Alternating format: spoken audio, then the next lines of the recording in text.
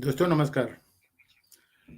आज supreme Court ने एक लैंडमार्क फैसला दिया है जिसमें सुप्रीम कोर्ट ने कहा है कि इलेक्शन कमिश्नर के अपॉइंटमेंट के लिए एक कमेटी बनेगी जिसमें prime minister, leader of opposition और चीफ जस्टिस ऑफ इंडिया होंगे। मैं उस ऑर्डर के सुप्रीम कोर्ट के प्रोसीडिंग्स को शेयर कर रहा हूँ। आधे घंटे की वीडियो है, इसको थोड़ा ध्यान से सुनिए, उसके बाद में फिर बात करते हैं।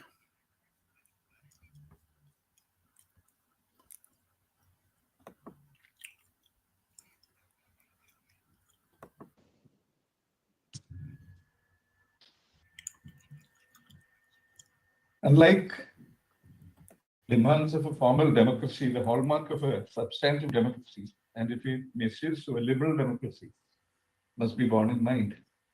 Democracy is inextricably intertwined with power to the people. The ballot is more potent than the most powerful gun. Democracy facilitates a peaceful revolution at the hands of the common man if elections are held in a free and fair manner. Elections can be conflated with a non-violent coup capable of unseating the most seemingly powerful governing parties if they do not perform to fulfill the aspirations of the governed. Democracy is meaningful only if the sublime goals enshrined in the preamble to the Constitution receive the undivided attention of the rulers, namely social, political, and economic justice. The concepts of liberty, equality, and fraternity must not be strange bedfellows to the ruling class. Secularism, a basic feature of the Constitution, must inform all actions of the state and therefore cannot be spurned, but must be observed in letter and spirit. Democracy can be achieved only when the governing dispensation sincerely endeavors to observe the fundamental rights in letter and spirit. Democracy also, needless to say, will become fragile and may collapse if only lip service is paid to the rule of law. Then we would therefore find that the Election Commission of India has been charged with a duty and blessed with extraordinary. ये judgement supreme court के justice के M जैसो साहब पढ़ रहे हैं, थोड़ा ध्यान से सुनिए। Powers to hold elections in both parliament and state legislatures from time to time. This is an enormous task. The power it possesses under Article 324 is plenary. It is only subject to any law which may be made by parliament or by the state legislature. Undoubtedly, the Election Commission is duty bound to act in a fair and legal manner. It must observe the provisions of the Constitution and abide by the directions of the court. The same being done, it can draw upon a nearly infinite reservoir of power. Once a poll is notified, which again is a call to be taken by the Election Commission itself, and indeed capable of being misused and subject of considerable controversy, bias or subservience to the powers that be is betrayed.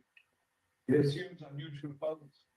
Its writ lies across governments over the length and breadth of the country. Officers of the government who come under its charge become subject to the superintendence of the commission. The fate of political parties and its candidates, and therefore of democracy itself, to a great measure is allowed to rest in the hands of the Election Commission. While there may be officers who assist the commission, vitally important decisions have to be taken by those at the helm of the affairs. It is the Chief Election Commissioner and the Election Commissioner at whose table the buck must stop. It is in this scenario we bear in mind that when a decision is taken, the process of holding of the poll, that subject to the proceedings which are initiated in courts, which conduce to the effective holding of the poll, any proceeding which seeks to bring the election process under the shadow is taboo. The significance of this aspect is that it adds to the enormity of the powers and responsibility of the Election Commission, awaiting the outcome of the poll to question the election before the tribunal may result in many illegal, unfair, and malafide decisions by the Election Commission passing muster for the deed. Once the election results are out, the matter is largely reduced to a fait accompli. The basic and underlying principle central to democracy is power to the people through the ballot. Abraham Lincoln declared democracy to be government of the people, by the people, and for the people. A political party or a group or a coalition assumes the reins of governance. The purpose of achieving power is to run the government. No doubt, the government must be run in accordance with the dictate of the Constitution and the laws. Political parties, not unnaturally, come out with manifestos containing a charter promises they intend to keep. Without attaining power, men organized as political parties cannot achieve their goals. Power becomes, therefore, a means to an end. The goal can only be governed so that the lofty aims enshrined in the directive principles are achieved while observing the fundamental rights as also the mandate of all the laws. What is contemplated is a lawful government. So far, so good. But what, however, is disturbing and forms, as we understand, the substratum of the complaints of the petitioner is the pollution of the stream or the sullying of the electoral process, which precedes the gaining of power, can hence justify the means. There can be no doubt that the strength of a democracy and its credibility and therefore its enduring nature must depend upon the means employed to gain power, being as fair as the conduct of the government after the assumption of power by it. The assumption of power itself through the electoral process in the democracy, in the democracy cannot and should not be perceived as an end. The end at any rate cannot justify the means. The means to gain power in a democracy must remain wholly pure and abide by the Constitution and the laws. An unrelenting abuse of the electoral process over a period of time is the surest way to the grave of the democracy. Democracy can succeed only insofar as all stakeholders uncompromisingly work at it. And the most important aspect of democracy is the very process, the electoral process, the purity of will reflect the will of the people. So the fruits of democracy are truly reaped. The essential hallmark of a genuine democracy is the transformation of the ruled into a citizenry clothed with rights, which in the case of the Indian Constitution also consist of fundamental rights, which are also being freely exercised. And the contribution and radical change of the ruler from an emperor to a public servant, with the accumulation of wealth and the emergence of near monopolies or duopolies, and the rise of certain sections of the media, the propensity for the electoral process to be afflicted with the vice of wholly unfair means, being overlooked by those who are the guardians of the rights of the citizenry, as declared by this court, would spell disastrous consequences. The cardinal importance of a fiercely independent, honest, competent, and fair election commission must be tested on the anvil of the rule of law, as also the grand mandate of equality. We expatiate. The rule of law is a very bedrock of a democratic form of governance. It simply means that men and their affairs are governed by pre-announced norms. It averts a democratic government brought to power by the strength of the ballot, betraying their trust and lapsing into a government of caprice, nepotism, and finally despotism. It is a promise of avoidance of these vices which persuade men to embrace a democratic form of government.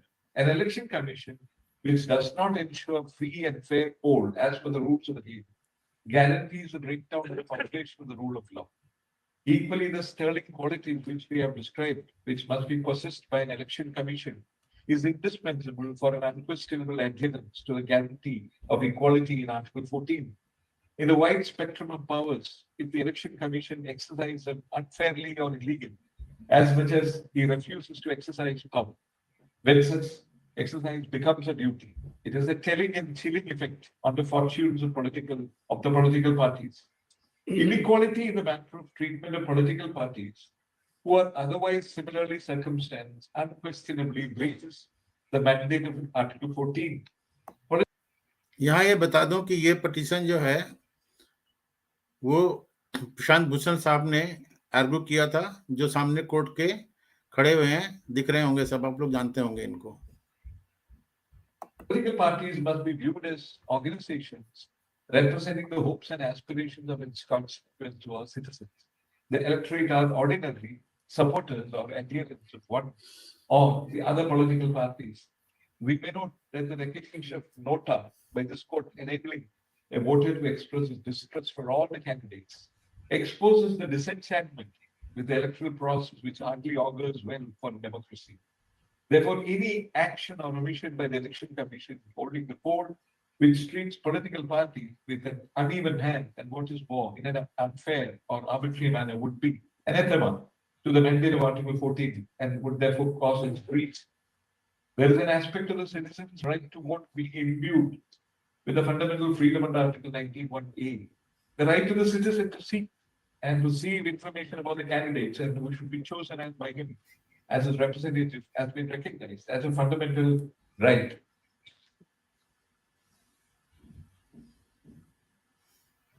What is independence? Independence is a value which is only one of the elements in the amalgam of virtues that a person should possess. The competence of a man is not to be conflated with sheer independence. A person may be excellent, that is, at his chosen vocation. He may be an excellent administrator. He may be honest.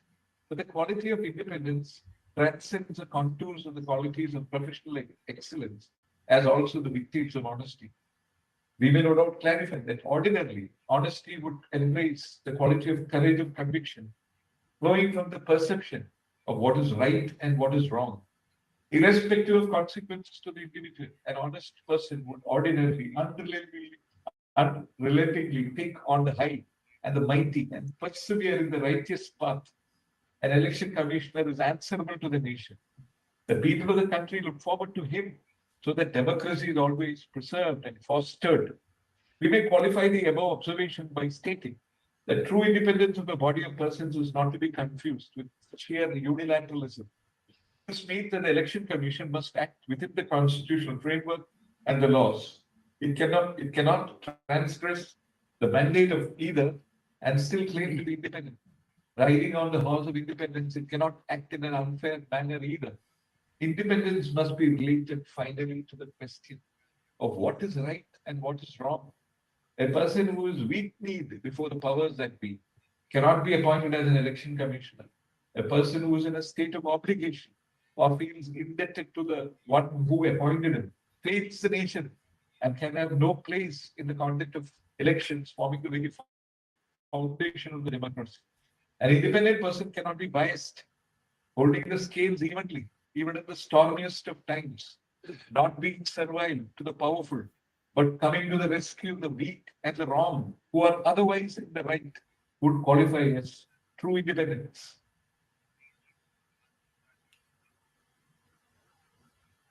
However, it is equally clear that Article 324 has a unique background, as a unique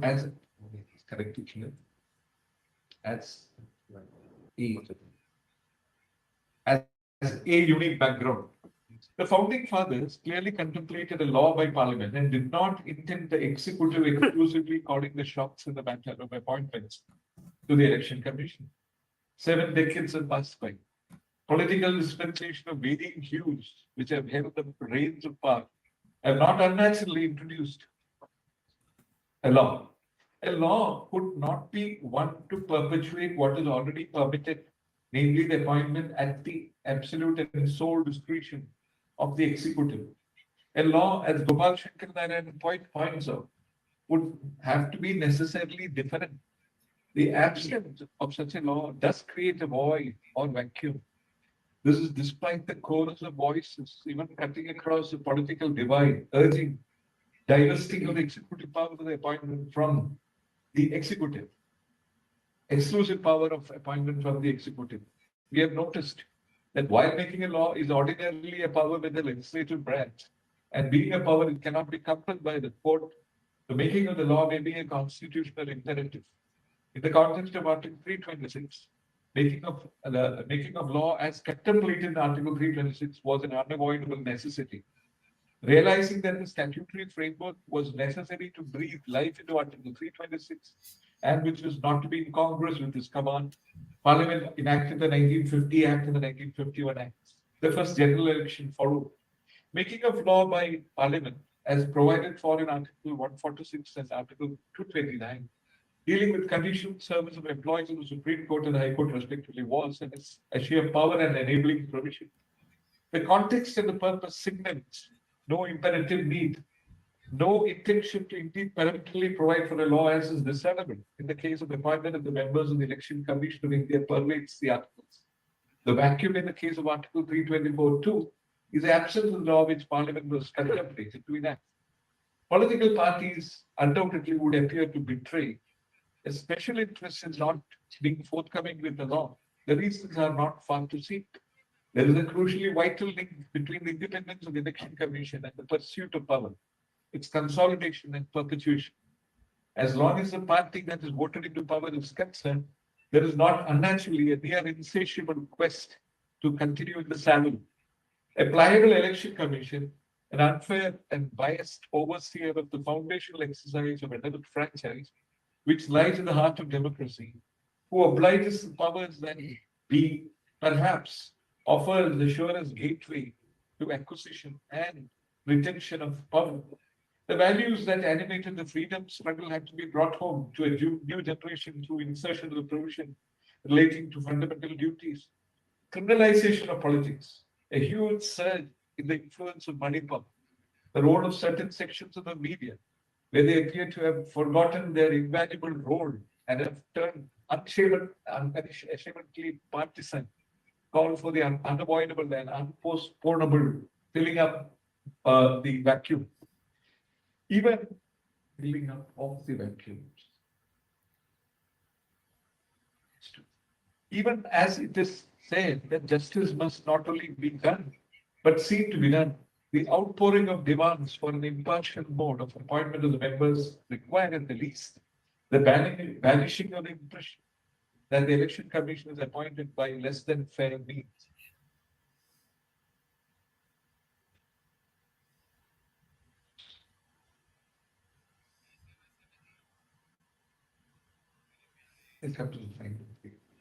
There cannot be any doubt that the Election Commission of India is to perform the arduous and unenviable task of remaining aloof from all forms of subjugation by an interference from the executive.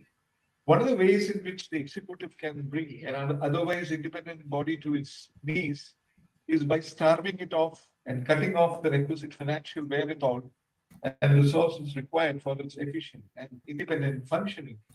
It would not be unnatural if faced with the prospect of it not being supplied with funds and facilities. A vulnerable commission may cave in to the pressure from the executive, and thus it would result in an insidious but veritable conquest of an otherwise defiant and independent commission. This apart from the fact that cutting off the much needed funds and resources will detract from its efficient functioning. Finally, the repetitions are partly allowed, and they are disposed of as follows.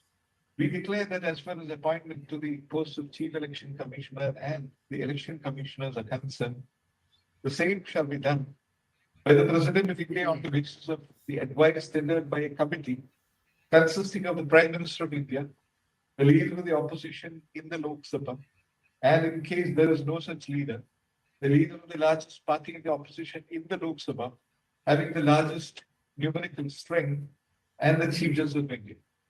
This norm will continue to hold good till a law is made by the Parliament.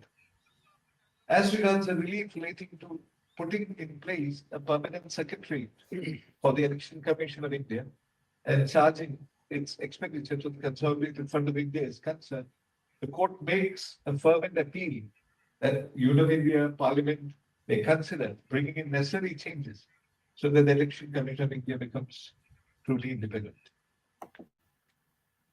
This was correction. Pages which I had to sign.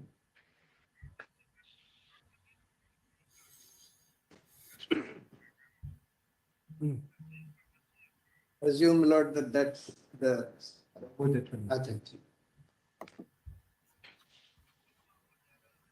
I entirely agree with the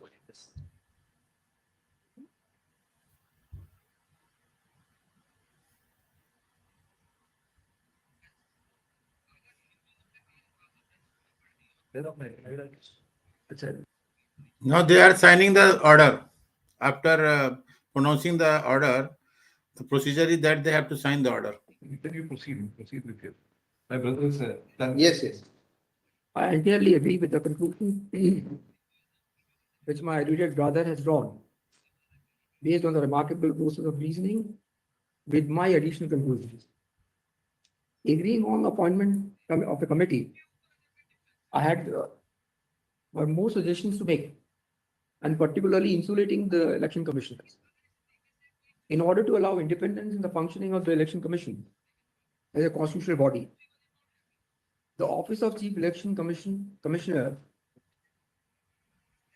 as well as the election commissioners have to be insulated. Justice Rastogi हैं, इन्होंने अलग से order लिखा था, दो the he is concurring with all the 4 judges, but he has written different order. That's why he is now reading his order From the executive interference.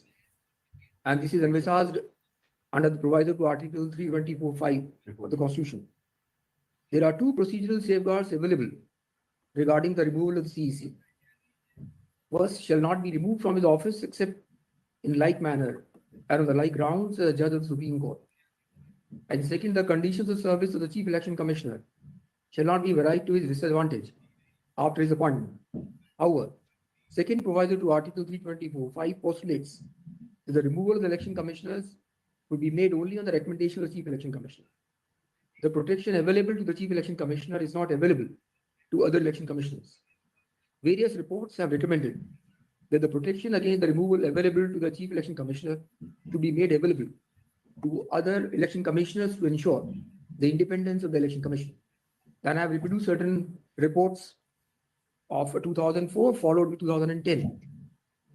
The office of the election commissioner is an independent constitutional body which has been vested with the powers of superintendence, direction and control of the preparation of electoral rolls and the conduct of all parliamentary and state legislative elections, and that of the office of the president and vice president in terms of Article 324(1) of the Constitution. In terms of Article 324(2), the office of the election commission comprises of chief election commissioners and such other number of other election commissioners, if any, as the president may from time to time fix. And by an order dated 1st of October 1993, the president has fixed the number of election commissioners to 2 until further orders. Since 1993, it is a multi-member commission with equal participation in transacting the business of the election commission as provided under Chapter 3 of the Act 1991 to ensure the smooth and effective functioning of the election commission. Article 324(5) of the Constitution is intended to ensure the independence of the election commission free from all external political interference, and thus expressly provides that the removal of the Chief Election Commission from office shall be in like manner as on the grounds of a judge of the Supreme Court. Nevertheless, several procedure has not been provided for the election commissioners under second proviso to Article 324(5) of the Constitution. However, the other conditions of service of Chief Election Commissioner and other election commissioners have been protected by the legislature under the Act 1991. In the facts and circumstances, keeping in view the importance of maintaining the neutrality and independence of the Office of Election Commission to hold free and fair election, which is a sine qua non for upholding the democracy as enshrined in our Constitution, it becomes imperative to shield the appointment of election commissioners and to be insulated from the executive interference. It is a need of the hour and advisable, in my view, to extend the protection available to the chief election commissioners under the first proviso to Article 324(5) to other election commissioners as well, until any law is being framed by the Parliament.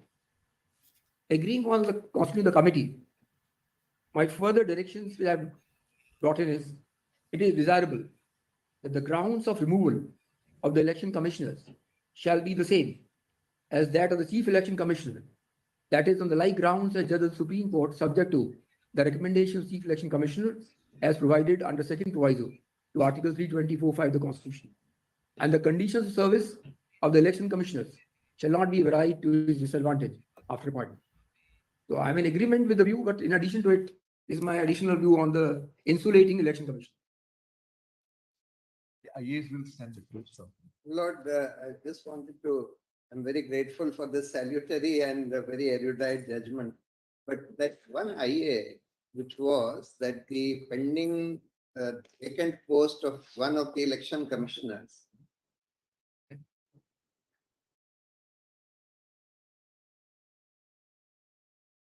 not, you have not seen what we have read. Please read the whole judgment. Acha, all right. I mean, Your Lordship has not to be dealt with this We issue. have dealt with many other aspects. That is We taken don't care have of. the time to read. Acha, all right, very well. We have, including, can say now, we have also proceeded to find the constitutional right. But because of the conflict with the 5 judges bench, this judicial discipline, kindly go through, I mean, Yeah, very well. find many things. No, we are very grateful, my Lord, for such a patient hearing and thereafter such an erudite judgment. Thank Grateful, my lord.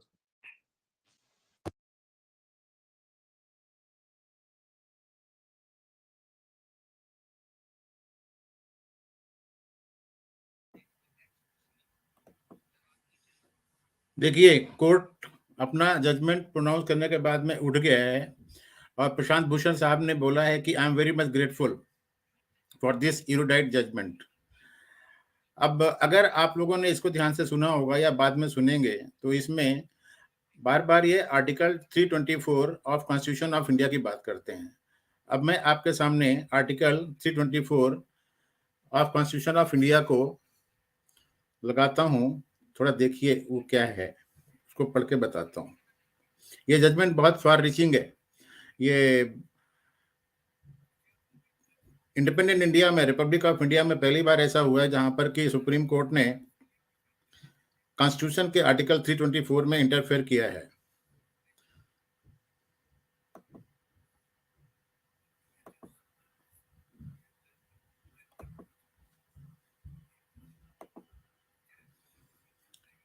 ये आपके सामने है article 324 of constitution of India. मैं इसको पढ़ता हूं। 324 के title है superintendence direction and control of election to be vested in an election commission. So election commission जो है कॉन्स्टिट्यूशनल अथॉरिटी है। आर्टिकल 324 का सब आर्टिकल 1 बोलता है the superintendent direction and control of the preparation of the electoral roll for and the conduct of all election to parliament and the legislature of every state and of election to the offices of president and vice president held under this constitution shall be vested in a commission in bracket referred to in this constitution as the election commission. Sub article 2 कहता है the election commission shall consist of Chief Election Commissioner and such number of other election commissioners, if any, as the President may from time to time fix, and the appointment of the Chief Election Commissioner and other election commissioners shall, subject to the provision of any law made in that behalf by Parliament, be made by the President. So, Article 3. When any other election commissioner is so appointed, the chief election commissioner shall act as the chairman of the election commission. Before each general election to the House of the People and to the Legislative Assembly of each state, and before the first general election and thereafter, before each biennial election to the Legislative Council of each state having such council, the President may also appoint, after consultation with election commission, such regional commissioner as he may consider necessary to assist the election commission in the performance of the function conferred on the commission by clause 1 of article 5. Subject to the provision of any law made by the parliament, the conditions of service and tenure of office of the election commission and regional commissioner shall be such that as the president may by rule determine, provided that chief election commissioner shall not be removed from his office except in like manner and on the like ground as a judge of the Supreme Court, and the condition of service of the chief election commissioner shall not be varied to his disadvantage after his appointment, provided further that ये service condition की बात कर रहा है। Article 6 बोलता है president और the governor of state shall when so requested by election commission make available to the election commission or to the regional commissioners such staff as may be necessary for the disadvantage of the function conferred on the election commission by clause 1. ये article 24 बोल रहा है। अब पंगा क्या है? Supreme Court ने जब इस गवर्नमेंट ने नेशनल जुडिशियल अपॉइंटमेंट कमीशन बनाया था 2014 में, जब गवर्नमेंट आई थी, उसको 2015 में अनकॉन्स्टिट्यूशनल करार दिया था और उन्होंने बोला कि जो प्रेजेंट कॉलेजियम सिस्टम है for the appointment of the जजेस of supreme court and for the appointment of जजेस ऑफ हाई कोर्ट, वही सही है और ये गलत है। मतलब सुप्रीम कोर्ट नहीं चाहता कि पार्लियामेंट उनके काम में इंटरफेयर करे। तो जो काम एग्जीक्यूटिव का है, इलेक्शन कमीशन के अपॉइंटमेंट का जो काम है वो प्रेसिडेंट को है। प्रेसिडेंट को है मतलब जो प्रेसिडेंट के द्वारा अपॉइंटेड कैबिनेट है उसका है, तो आप उसमें क्यों दखल दे रहे हो, ये एक सवाल है। दूसरी बात यह है कि कॉन्स्टिट्यूशन के अंदर कोई अगर अमेंडमेंट करना है, यानी कि अगर आप किसी भी प्रोविजन को अमेंड करना चाहते हो, निकालना चाहते हो, तो उसका राइट पूरा का पूरा जो है वो पार्लियामेंट के पास में है। तो जो पार्लियामेंट का राइट है उसको आप लेने वाले कौन होते हो? आप कॉन्स्टिट्यूशन क्यों लिख रहे हो? ये मेरा एक ऑब्जेक्शन है। As an advocate, as an law officer, मेरा कहना यह है कि सुप्रीम कोर्ट ने अपने लिमिट को क्रॉस किया है और ठीक है, सुप्रीम कोर्ट के जजेस जो हैं उन लोगों ने खुद बोला है कि we are sitting on the chair and we are giving divine justice. अब मैं आपको एक ऑफ इंडिया का आर्टिकल दिखाता हूं जिसको आप लोग देखिए कि ये जजमेंट जो फार रीचिंग है। बता दूं, इसके बाद में अभी इलेक्टोरल बॉन्ड का एक पीआईएल पड़ा है जो सुप्रीम कोर्ट डिसाइड करने वाला है। ये जजमेंट उसमें अफेक्ट करेगा। आरटीआई के अंदर पॉलिटिकल पार्टीज का खर्चा कवर होता है कि नहीं होता, वो एक पीआईएल पड़ी है, उसके बारे में भी एक पिटीशन पड़ा है, वो भी आएगा। But before that it will be prudent for me to share this article of India, which echoes the feeling of us.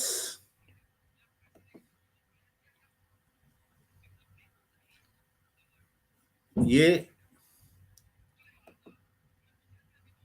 आपके सामने आ गया है, आर्टिकल है, ये ऑफ इंडिया का आज का है।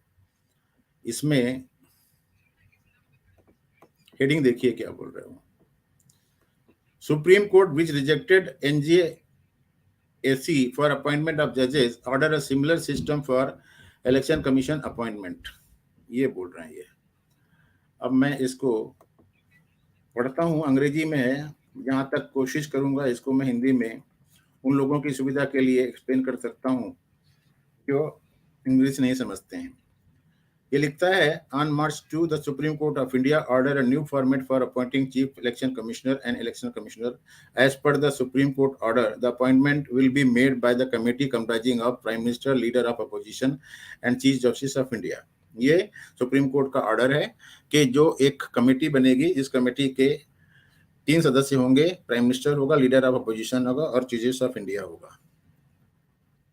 ये एनआई की ट्वीट है जिसको ऑफ इंडिया ने लिखा है।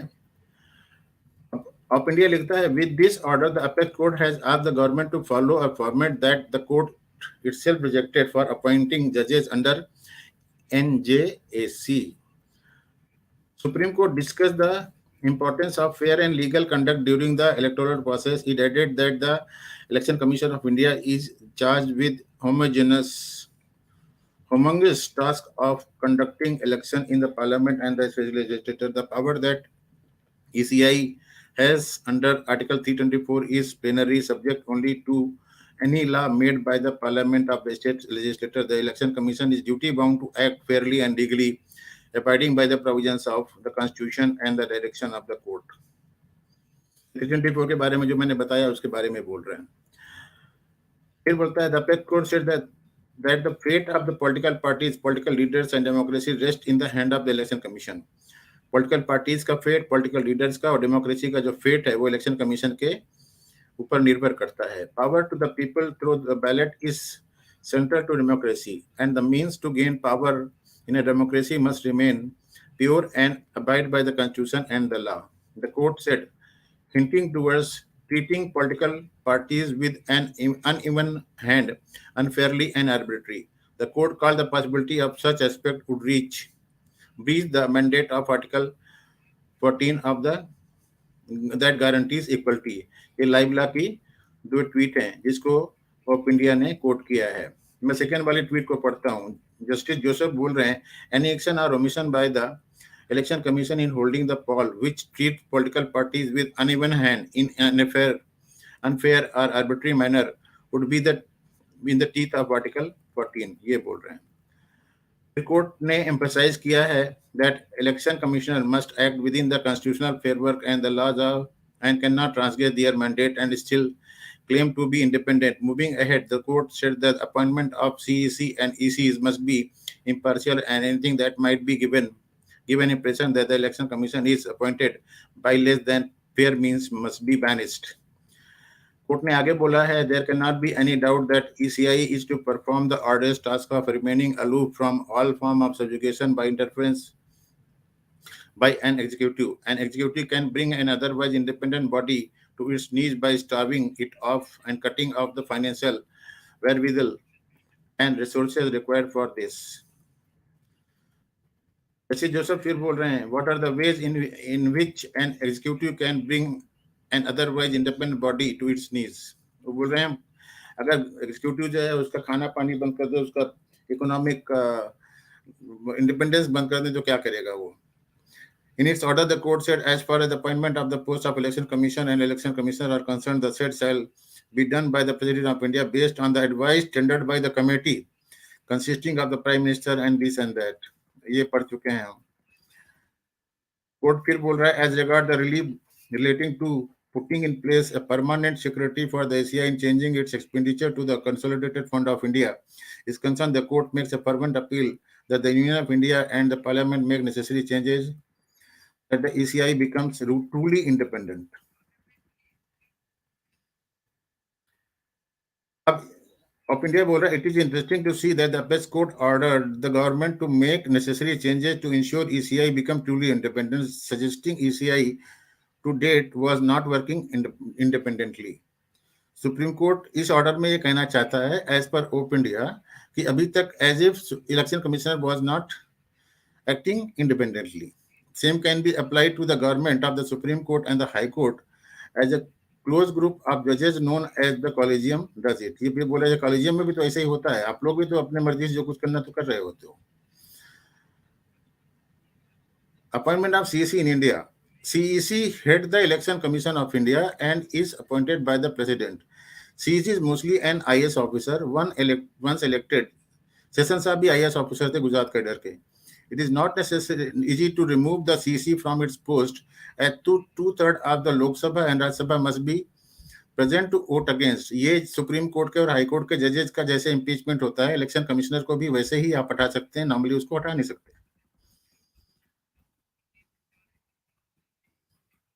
ठीक है, तो ये एक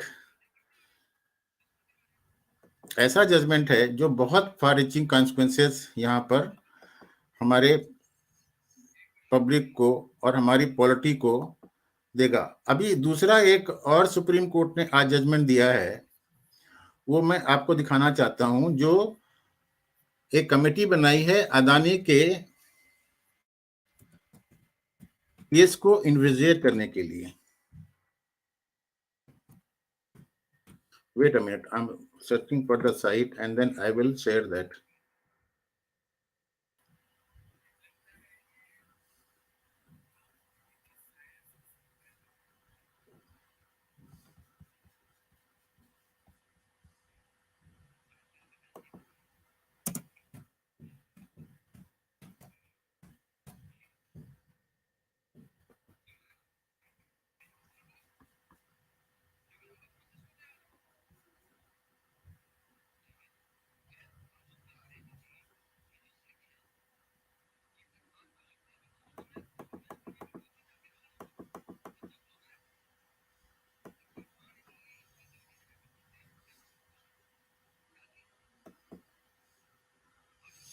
ये इंडियन एक्सप्रेस की रिपोर्ट है, इसको मैं शेयर करता हूं, फिर मैं पढ़ता हूं कि इन्होंने क्या किया है।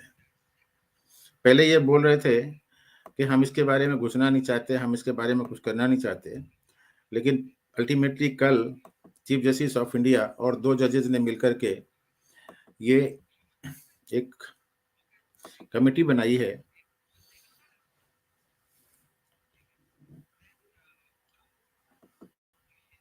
ये है कमेटी। अब मैं इसको थोड़ा सा फाइनल पॉइंट इसके पढ़ता हूं।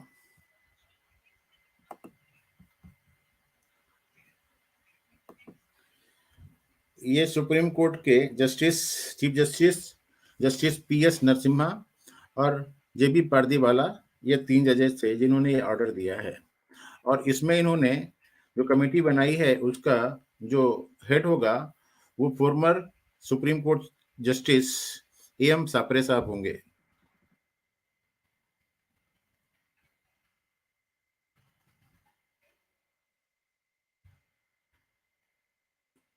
इंडियन एक्सप्रेस लिखता है, 3 जज bench presided by Chief Justice of India DY Chandrachud asked the market regulator to prove whether there has been a violation of Rule 19A of the Security Contract Regulation Rule, whether there has been a failure to disclose transaction with related parties and other relevant information which concern related parties to SEBI in accordance with law, and whether there is any manipulation of stock prices in contravention of existing law.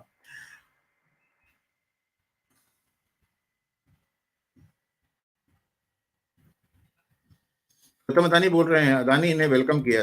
Adani group welcome the order of honourable supreme court, it will bring finality in time bound manner, truth will prevail. ये अदानी बोल रहे हैं। Committee में दूसरे member हैं SBI के former chairman OP Bhatt, Bombay high court के former justice JP Deodhar के सामने मैंने आर्गुमेंट किया है। ये कस्टम्स मैटर में एक्सपर्ट थे, पहले ये हमारे कस्टम्स के एडवोकेट भी, वकील भी हुआ करते थे। उसके अलावा इन्फोसिस के चेयरमैन KV कामत, ये ICICI बैंक के भी HDFC बैंक के भी चेयरमैन, या उनके HDFC को शायद वो किया है।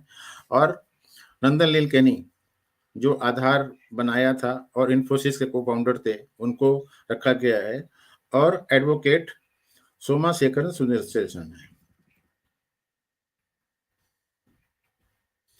किसी ने क्लैरिफाई किया है कि setting up of the committee is not an adverse reflection on the regulatory agencies. ये बोल रहे हैं कि सेबी के ऊपर हमारा कोई वो नहीं है, हम इसको बना करके और देखना चाहते हैं कि इसमें कुछ गड़बड़ हुआ है कि नहीं हुआ है।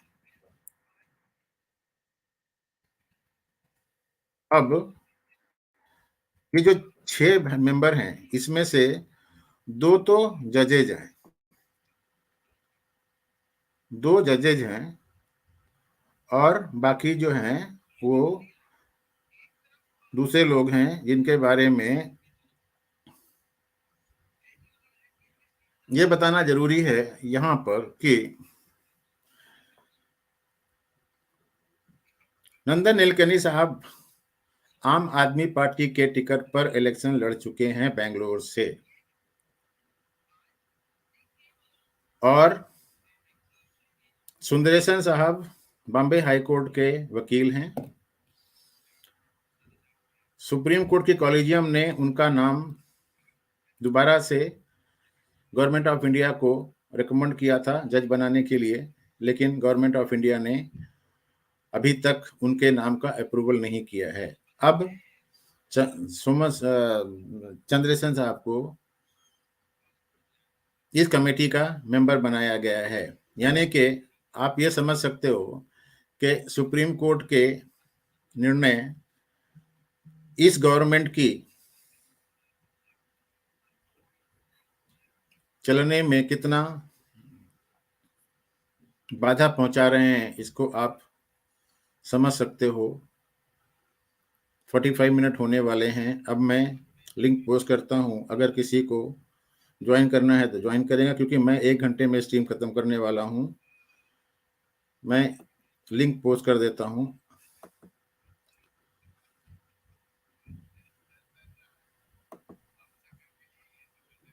ये स्ट्रीम करनी मैंने बहुत जरूरत समझी थी, क्योंकि दोनों ये ऑर्डर जो है सुप्रीम कोर्ट के, मुझे ऐसा लग रहा था कि इनका दोनों का बहुत फॉर रीचिंग इम्पैक्ट होने वाला है और पब्लिक को मालूम पड़ना चाहिए कि ये ऑर्डर किस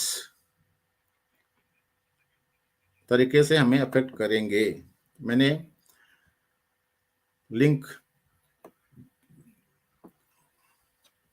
डाल दिया है, जो आना चाहता है वो आकर के थोड़ी देर तक बात करते हैं, उसके बाद में मैं लिंक को बंद करता हूं।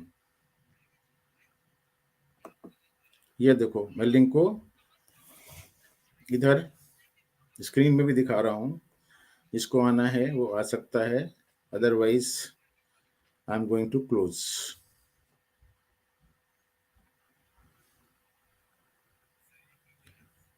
वैसे भी 10:30 बज गए हैं इंडिया में। पब्लिक जाकर के एक्स मुस्लिम चैनल में बैठ करके अपना कुछ मजे ले रही होगी। मुझे आशा नहीं है कि यहाँ पर कोई ज़्यादा आदमी जुड़ेगा, फिर भी जो अपना कर्तव्य है उसको तो करना ही है, निभाना ही है, इसलिए ठीक है, देखते हैं। जय भारती साहब आ गए हैं, जय भारती साहब कुछ ले लेते हैं। सिंह साहब, दादा प्रणाम। जय भारती साहब नमस्कार। नमस्कार, क्या हाल है, ठीक हैं? मैं तो ठीक हूँ। मेरी तो एक कॉल बिल्कुल मेरे 10 बजे शुरू होती है, तो मैंने कहा 2 मिनट लगा के मैं अपनी बात रख दूं। तो मुझे तो लगता है कि ये एक ब्रेकिंग इंडिया फोर्सेस जो होती हैं, जितना मेरे को समझ आया आपने जो बताया कि सुप्रीम कोर्ट अपनी जो उनकी लिमिट लिमिट है, क्रॉस कर रहा है। ठीक है ना, क्रॉस कर रहा है, जो काम जैसे कॉन्स्टिट्यूशनल अथॉरिटी नहीं है। तो अब अगर आपकी हमारी जुडिशरी भी इट्स सोल्ड आउट, तो फिर देश का क्या होगा? आपको बता और दूं सर, ये के एम जोसेफ साहब जो है ना, इन्होंने धमकी दी थी कि अगर ये जजमेंट मुझे नहीं देने दोगे तो मैं इस्तीफा दे दूंगा। ये के एम जोसेफ साहब उत्तराखंड के पहले चीफ जस्टिस थे। इनको मोदी गवर्नमेंट ने एक बार रिजेक्ट किया था सुप्रीम कोर्ट में जज बनाने से, तो इनको मोदी गवर्नमेंट से थोड़ा सा वैसे भी तकलीफ है। जब ये इनका आर्गुमेंट चल रहा था तो काफी इन्होंने हमारे सॉलिसिटर जनरल को, अटॉर्नी जनरल को काफी झाड़ा था। तो देखिए तो ना, जो जहाँ इम्पोर्टेंट चीजें हैं इंडिया की, लेजिस्लेटिव, जुडिशरी, एग्जीक्यूटिव, वहाँ सारे अगर आपके एंटी इंडिया फोर्सेस हैं, तो धीरे धीरे घेर रहे हैं हर चीज को, चीजें बदल रहे हैं। दे आर लाइक, बाहर से तो जो अटैक्स हो रहे हैं वो तो हो रहे हैं, जो इंटरनल उनके अपने बंदे हैं। तो बाकी आपने बात ठीक की, सब लोग बिजी हैं एक्स मुस्लिम चैनल्स पर।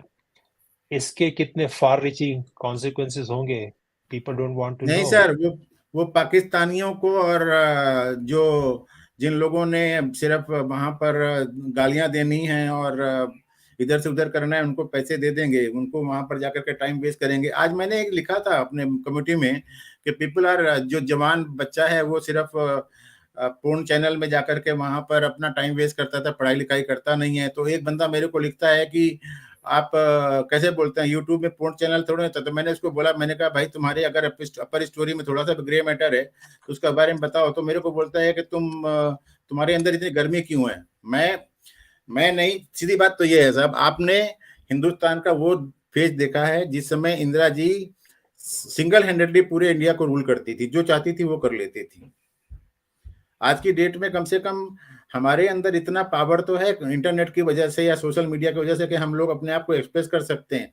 लेकिन अगर एक पर्टिकुलर तबका जो है वो सिर्फ 2000-3000 लोग जाकर के वहां पर मोहम्मद साहब काले थे, गोरे थे, अल्लाह ऊपर था या नीचे था, और आयत में क्या लिखा है, अगर उसको ही पढ़ते रहेंगे और उसको ही सुनते रहेंगे, तो ये जो जिस तरीके से देश चल रहा है अभी, लोग बाग हमेशा हर बात के लिए मोदी साहब को गाली देते हैं कि मोदी साहब ये नहीं करते। मैं बोल रहा था, कल भी डिस्कशन चल रहा था, मैं बोल रहा था कि मोदी साहब के हाथ में कुछ नहीं है। अगर मान लो कल वो पंजाब में कुछ भी कर देते हैं, ये बड़े बड़े वकील सुप्रीम कोर्ट में जाकर के अपने फेवर में जजमेंट ले लेंगे और गवर्नमेंट की ऐसी तैसी करवा देंगे।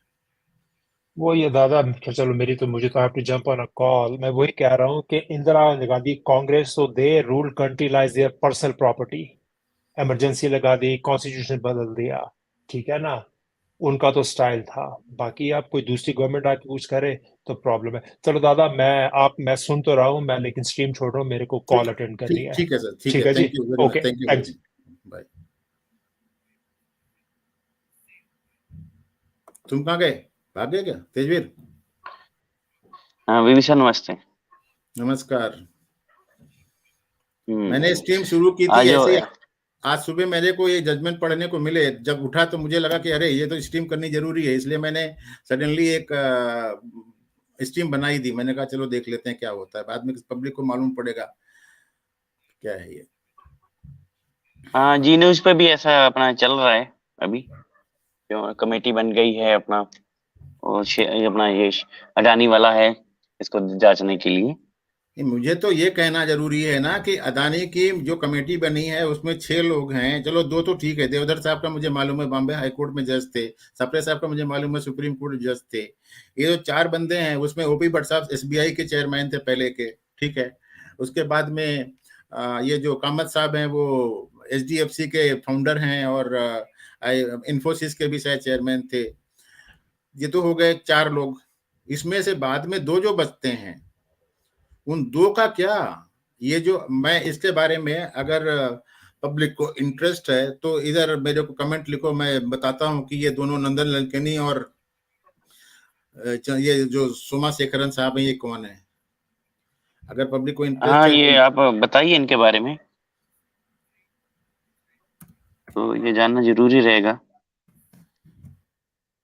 सबसे बड़ी बात यह है, कल जो अपना गवर्नमेंट ने उसका जो सेंटर फॉर पॉलिसी रिसर्च का जो बाजा बजाया है ना, उसका तो जी उसका सेंट्रल फॉर पॉलिसी रिसर्च में जो आज की डेट में सीजीआई हैं चंद्रचूड़, उनके पिताजी भी उसके किसी जमाने में मेंबर रहे हैं, और आज की डेट में सेंट्रल फॉर पॉलिसी रिसर्च का जो चेयरमैन है वो मणिशंकर अय्यर की लड़की है। जॉर्ज सोरेस उसको सपोर्ट पूरा पूरा फाइनेंस करता था उसको।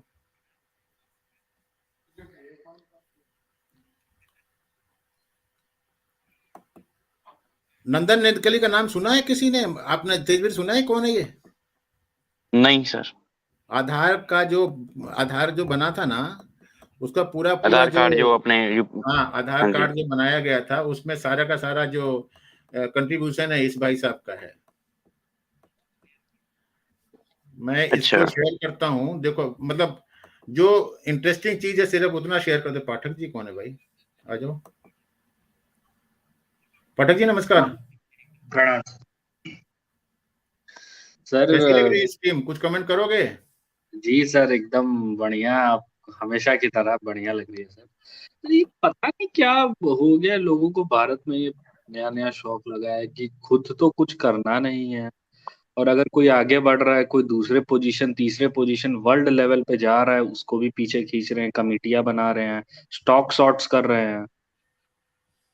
जैसे ये सर दिखने आप लगा, देखिए। मैंने जो शेयर किया है डॉक्यूमेंट, इसमें जी पॉलिटिक्स जो है नंदन निलकनी के बारे में है। मैं थोड़ा सा ऊपर से देखता हूँ इसको, आप ये विकिपीडिया में देख सकते हैं। देखिए ये कौन है भाई साहब, नंदन निलकनी। नंदन निलकनी 1955 में पैदा हुए थे। वो इन्फोसिस के को फाउंडर रह चुके हैं, बाद में उनको वहां से निकाल दिया था। फिर नंदन निलकनी was born on so and so in Bangalore. His parents Durga and Mohan Rao Nilekani were from Konkani Brahmin community, originally from Srishti this and that. उसके बाद में क्या बोल रहे हैं, his father worked as this and that, बेकार की बातें हैं। निलकनी studied at Bishop Cotton Boys School, St. Joseph High School, Dharwad. फिर इंफॉर्मेशन एंड टेक्नोलॉजी 1978। इसके बाद में 2017 में, in 2002 Nilekani held various post including managing director, president and chief operating officer. He served as its CEO from March 2000 to 2007. During his 5-year tenure as CEO, Infosys top line grew sixfold to $3 billion. In 2017, he returned to Infosys after the exit of CEO Vishal Sikka to become the chairman. Upon his return, he changed power center from California back to Bangalore. Also, such as R. Sesai, the chairman of the board, Ravi, this and that, bureaucracy, Nilkani left Infosys in 2009 and to serve as the chairman of the unique identification authority of India, जो Aadhaar card का जो authority है मनमोहन सिंह ने बनाया था उसको। के बाद में ही they developed Aadhaar which is an Indian biometric ID system and database.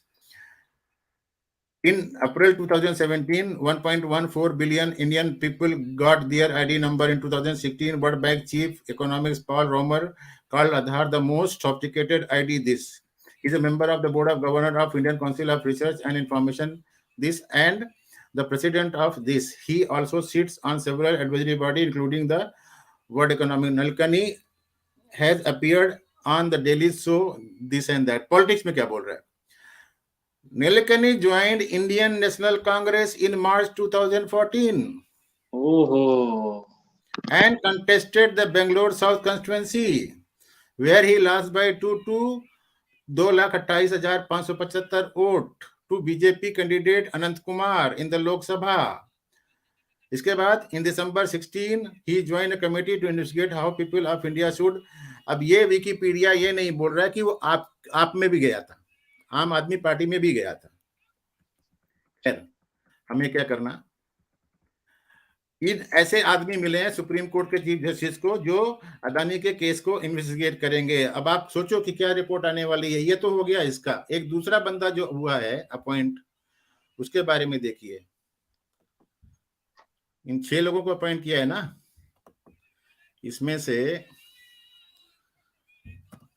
Give me few minute, थोड़ा सा बता देता हूँ। कम से कम जो बच्चे इम्तिहान दे रहे हैं, कॉम्पिटिटिव एग्जाम दे रहे हैं, मैं ज्यादातर उसी तरफ ध्यान देता हूँ कि ये शायद पॉसिबल सवाल होंगे अगले वाले कॉम्पिटिशन्स में कि हाँ क्या हो रहा है क्या नहीं हो रहा है।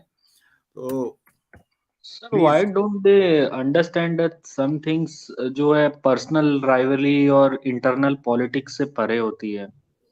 ये इंडिया को एक ग्लोबल लेवल पे एक सॉफ्ट पावर देता है। वेस्टर्न कंट्रीज इंडिया को एज एन ग्रोइंग इकोनॉमी देखेंगे, रिस्पेक्ट मिलेगा कि इंडिया का कोई आदमी है टॉप 3 बिलियनर्स में या अमीर लोगों में। ये इतनी सी बात क्यों लोगों को सर समझ नहीं आती है आपके हिसाब से? हमारे यहाँ पर हमारा जो डीएनए है ना, वो अब 1400 साल की गुलामी में ना चेंज हो गया है। हमें वही लगता है जो बाहर वाले अच्छे लगते हैं। गोरी चमड़ी वाला सामने आ जाता है, भले साला वो रसिया वाला अंग्रेजी ना आती हो, लेकिन उसके पैर छुएंगे, उसके क्या बोलते हैं जूते चाटेंगे, ये वाला चक्कर हो जाता है और कुछ नहीं। वही मेंटेलिटी, स्लेव मेंटेलिटी बोलते हैं ना इसको। अभी हमारे जो चीफ जस्टिस साहब हैं वो हार्वर्ड से पढ़े हुए हैं। उनके पिताजी 7 साल तक चीफ जस्टिस ऑफ इंडिया रहे इंदिरा गांधी के जमाने में। तो किसकी मतलब जब बचपन में बच्चा जो सीखता है वही तो बाद में करता है ना। यस, जैसे आप हमारे एग्जाम्पल रहे नेहरू जी, गांधी जी, ये सब बचपन में पढ़ाई उनकी कहाँ हुई और आगे क्या किए, जिन्ना सब एग्जाम्पल है चीज। अभी क्या किया है उन्होंने, एक तो ये बना दिया नीलकनी को, दूसरा जो बनाया है जो बॉम्बे हाई कोर्ट में वकील है, और उस बॉम्बे हाई कोर्ट के वकील को मोदी की गवर्नमेंट जज नहीं बनने दे रही है, इसलिए उसको बना दिया, वहां पर बिठा दिया। सर एक और मैंने रिपोर्ट पढ़ी थी कि सुप्रीम कोर्ट के अंदर मोदी गवर्नमेंट एक ट्रांसपेरेंसी के लिए एक कमेटी बैठाना चाहता है जो गवर्नमेंट के रिप्रेजेंटेटिव्स होंगे। उसका अभी तक कोई अभी तक सर कोई 250 साल तक हमेशा 2.5 साल तक जब तक ये है वहां पर कुछ नहीं करने देगा ये। सोमशेखरन सुंदरेशन करके नाम है, 1 मिनट बताता हूँ उसका, उसके बारे में पढ़ो। सोमशेखरन सुंदरेशन। अरे तो नेट भी कभी कभी गड़बड़ कर देता है, पता नहीं क्या करता है, तकलीफ देता है।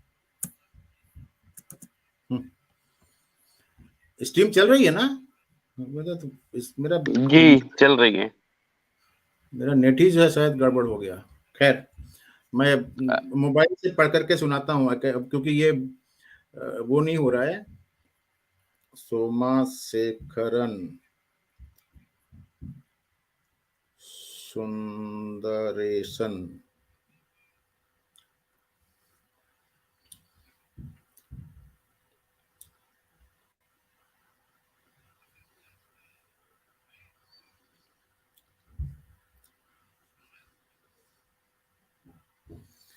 ये लिख रहा है, Bombay high court collegium had first recommended Sundaresan name as जज on October 4, 2021. On February 6, 2022, the Supreme Court collegium cleared his name and proposed it to the government.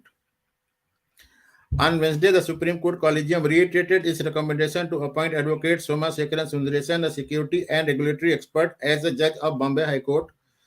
While doing so, it made public the government objection to Sundaresan's name that he had aired his views on social media on sub judice matter and its response. Reiterating Sundaresan's name, the collegium said all citizens have the right to free speech and expression, and this did not disentitle him to hold the constitutional office so long as he, as the person proposed for judgment, is a person of competence and merit and integrity.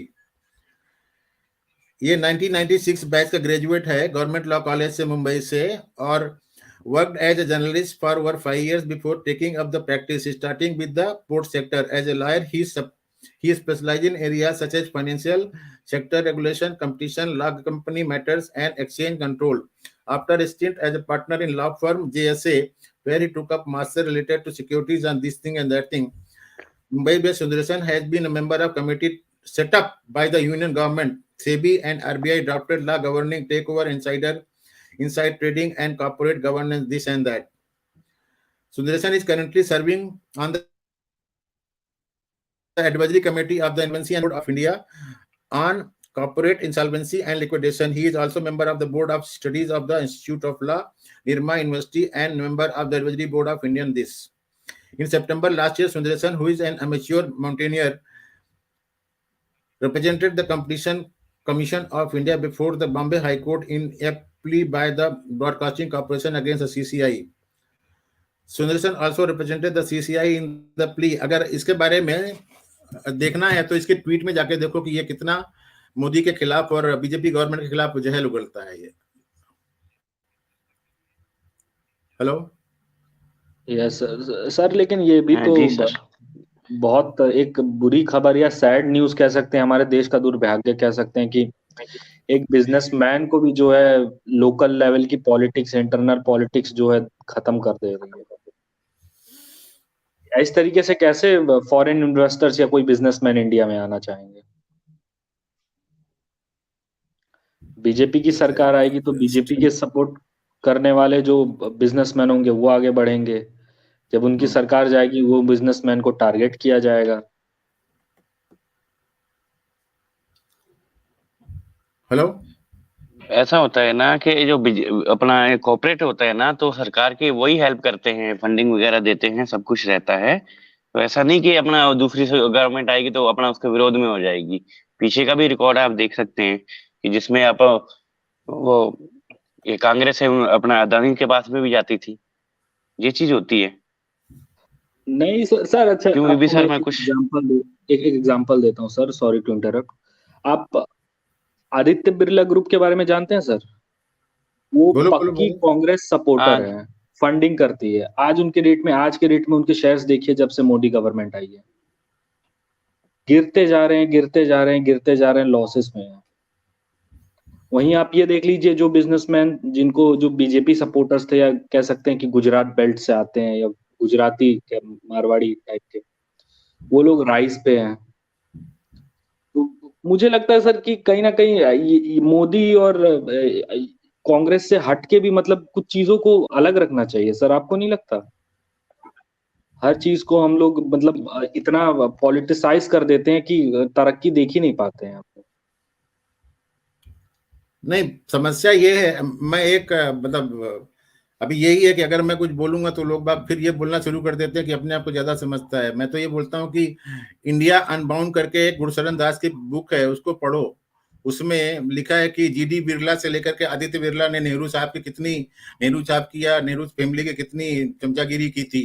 तो ये है कि उस समय जब licence राज था तो इंदिरा जी के टाइम में भी आदित्य बिरला को बहुत तकलीफ हुआ करती थी.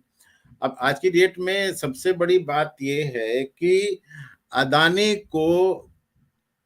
का जो नाम है ना, या अदानी को आगे आगे लाने में मोदी का योगदान जो बोल रहे हैं वो तो कांग्रेस वाले बोल रहे हैं ना कि उन्होंने जिंदगी भर यही किया है. जी. तो हमारा तुम्हारा तो कोई हाथ ही नहीं है। आप पेपर में आप स्टोरी प्लान करवा दो कि अदानी साहब के क्राफ्ट में, प्राइवेट क्राफ्ट में मोदी साहब ने 2014 में कन्वेंसिंग की थी और उसी वजह से अदानी साहब के शेयर ऊपर जा रहे हैं। अब यह है कि अदानी का जो केस था, अदानी शुरू में जिस समय उठ रहा था, मतलब मैं 90s की बात कर रहा हूँ, 90s में वो कस्टम्स के ड्यूटी इंटाइटलमेंट पासबुक स्कीम की चोरी करता था। डीपीबी समझते हो? नहीं समझते होंगे शायद। डीपीबी क्या होता है कि अगर आप कोई माल यहां से एक्सपोर्ट करते हो और उस माल की कीमत 100 रुपया है, तो आपको 100 रुपए का एक पासबुक मिल जाएगा और उस 100 रुपए की पासबुक को लेकर के आप 100 रुपए का माल ड्यूटी फ्री इंपोर्ट कर सकते हो। तो ये करते क्या थे कि ये भी कुछ भी चीज बनाते थे उसको महंगे दामों पर बेच देते थे। जिस चीज की कीमत हिंदुस्तान में मान लो 50 रुपया है, उसको ये लोग बाहर भेजते थे 500 रुपए करके। तो 500 रुपए का इनको पासबुक मिल गया। भेजा तो आपने सामान 50 रुपए का है, लेकिन आप 500 रुपए का सामान ड्यूटी फ्री इंपोर्ट कर सकते हो क्योंकि आपके पास में पासबुक हो गई, आपने एक्सपोर्ट किया था। अभी होता क्या है कि जब कस्टम ने इनके ऊपर केस बुक किया, अदानी एंटरप्राइजेस की बात बता रहा हूं मैं, तो उस समय बीजेपी की गवर्नमेंट थी, वाजपेयी साहब प्राइम मिनिस्टर थे, मद्रास के एयरपोर्ट पे केस बुक हुआ और उस केस को डिफेंड करने के लिए हमारे पहले के वित्त मंत्री जिन्होंने डीपीबी स्कीम हिंदुस्तान में लागू की थी 97 में देवगढ़ की गवर्नमेंट के टाइम, चिदम्बरम साहब उसको डिफेंड कर रहे हैं, बोलते हैं डीपीबी स्कीम ही गलत है, उसको कोई नहीं उठा रहा है, उसके बारे में कोई नहीं बोल रहा कि चिदम्बरम के टाइम में या मनमोहन के टाइम अदानी ने कांग्रेस को कितना पैसा दिया है, उसके बारे में कुछ नहीं हो रहा है। आज की डेट में ये हो रहा है। अदानी ने मुंद्रा पोर्ट बनाया, मुंद्रा पोर्ट का ठेका किसने दिया था? मोदी ने दिया था क्या? नो सर, कांग्रेस का। मुंद्रा पोर्ट में बना करके जब उसने पैसा कमाना शुरू किया, देन ही डाइवर्सिफाइड। अभी भी हमारे मतलब डिपार्टमेंट में, कस्टम डिपार्टमेंट में एक केस है अदानी पावर का। ये क्या कर रहा था कि एक्सपोर्ट ओरिएंटेड यूनिट करके एक स्कीम हुआ करती थी जिसमें ये बिजली बना करके उसको डोमेस्टिक टैरिफ एरिया से बाहर भेजता था, यानी कि अगर गुजरात में बना रहा है तो गुजरात से वो उसको महाराष्ट्र में भेजता था। उसके ऊपर भी एक केस हुआ था। बाद में ये हुआ कि नहीं, इनके जो केसेस हैं, ये लोग तो क्या करते हैं, जो ट्रिब्यूनल होते हैं और हाईकोर्ट के जजेज होते हैं उनको मैनिपुलेट कर लेते हैं। यहां तक कि 2014 के आसपास में इसने इंडोनेशिया से कुछ कोल इंपोर्ट किया था। पहले रिलायंस एनर्जी था ना, धीरू भाई अंबानी के लड़के का, अनिल अंबानी का, बम्बई में बांद्रा से लेकर के और भयंदर तक वहां तक वो सप्लाई करता था, दहीसर तक वो सप्लाई करता था बिजली। उसके बाद में उसको अदानी ने ले लिया। ये कोल जब इंपोर्ट करता था तो कोल का जो प्राइस होता था उसको ये कम डिक्लेयर करता था। DRI, directorate of revenue intelligence ने केस बुक किया, शोकॉज नोटिस दिया इसको। शोकॉज नोटिस देने के बाद में जब उसका एजुकेशन हुआ तो डीआरआई का जो एजुकेटिंग अथॉरिटी थी उसने इसके फेवर में जजमेंट दे दिया। तो इन्होंने करप्ट ब्यूरोक्रेट को पटा पटा करके, चाहे वो कांग्रेस की गवर्नमेंट रही हो चाहे वो मोदी की गवर्नमेंट रही हो, उस तरीके से पैसा कमाया है। अब उसके बाद में ये है कि अगर आपका पैसा आएगा, आपकी बैलेंस शीट अच्छी रहेगी, आपकी एनुअल रिपोर्ट अच्छी आएगी, तो पक्की बात है आपका मार्केट में तो शेयर ऊपर जाएगा ही जाएगा। यस। तो इट्स लाइक दैट। आपके पास में ठीक है, दुनिया भर के आप टेंडर जब पोस्ट वो करते बनाते हो, जैसे बॉम्बे एयरपोर्ट को जो पूरा रेनोवेट किया और उसको ले लिया, जीएमआर से लिया है, तो जीएमआर ने जब टेंडर मारा था तभी तो अदानी का ही टेंडर आके एक्सेप्ट हुआ था, उसमें गवर्नमेंट भी क्या लेना देना। और अगर किसी ने लीक किया होगा तो जीएमआर ने लीक किया होगा कि भाई ठीक है, इतना आ रहा है तो तेरा सबसे लोएस्ट है, तू ले ले। It's like that.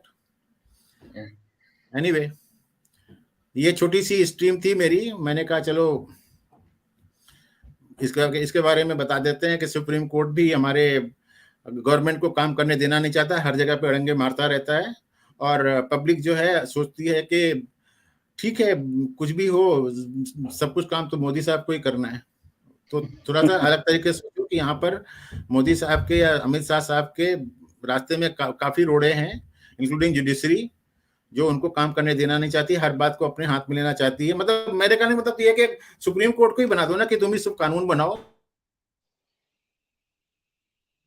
और तुम ही सब कुछ करो, देश को संभालो ना, ज्यादा अच्छा रहेगा। अपने आप को भगवान समझते हैं लोग। They are saying that we are doing divine, ऐसा है।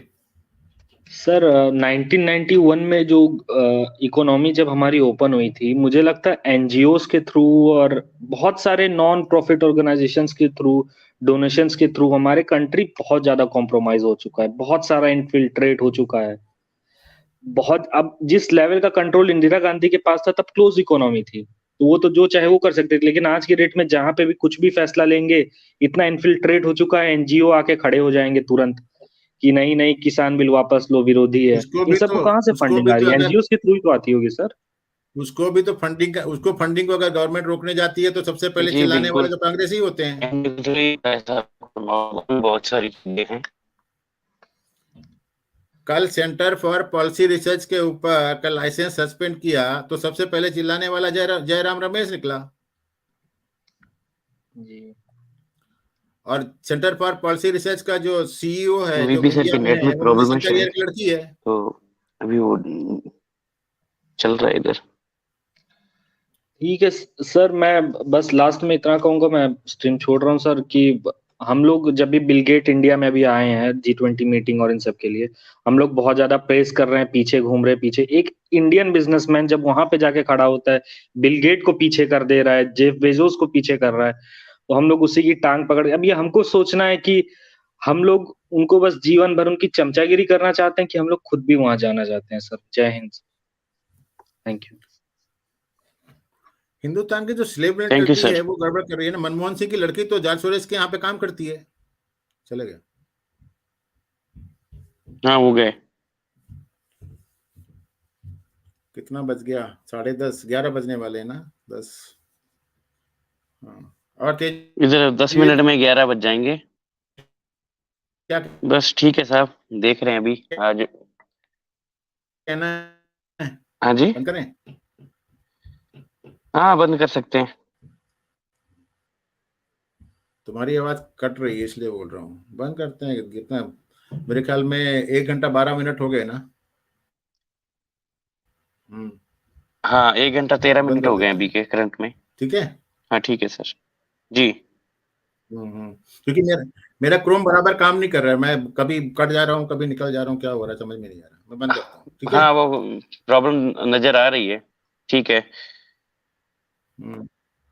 बाकी जितने भी व्यूवर देख रहे हैं स्ट्रीम को, अपना शेयर करें, लाइक करें, चैनल को सब्सक्राइब करें।